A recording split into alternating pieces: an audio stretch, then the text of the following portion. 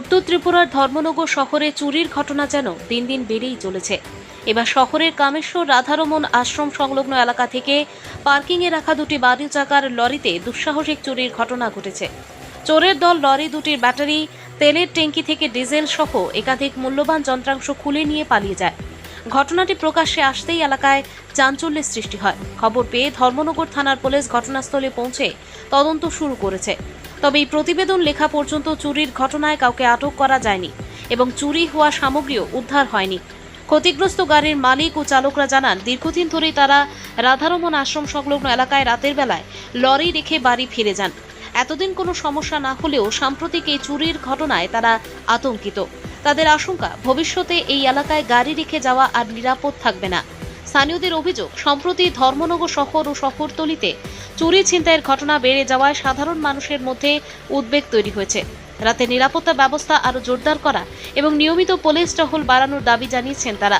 Police জানিয়েছে, ঘটনার তদন্ত চলছে এবং দোষীদের চিহ্নিত করে দ্রুত গ্রেপ্তারের চেষ্টা করা। কদমতলা থেকে ভানুচন্দ্রের রিপোর্ট। ঘটনা তো এখানে আমরা গত পরশুদিন গাড়ি রাখিয়া গেছি গিয়া বাড়ির গাড়ি রাখিয়া কালকে আইছি, গতকালকে একটা সময় আইছি, আইয়া দেখি আমরা তেলের ট্যাঙ্কি নেট খোলা আর এই আরেকটা গাড়ির গ্লাস ভাঙ্গিয়া ব্যাটারি জ্যাক নিচে আর আমার তেলের ট্যাঙ্কি পুরা তাই ঘুরিয়ে নিছে। আমরা গাড়িটি চুরি হয়েছে। কী কী চুরি হয়েছে 200 টাকা? 180 লিটার ডিজেল আর দুইটা ব্যাটারি, একটা জ্যাক, 2 টাকা থেকে চুরি হয়েছে।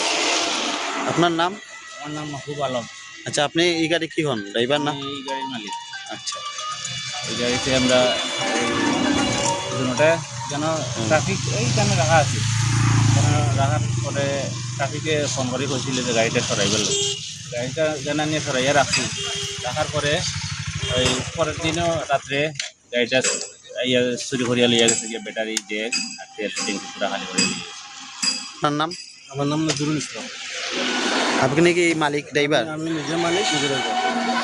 গাড়িটা এখানে রাখতে যাওয়ার পরে আমার সার্ভিস ট্যাঙ্কি পুরো ড্রাইভ করিয়া তেল চুরি করিয়া নিচ্ছে।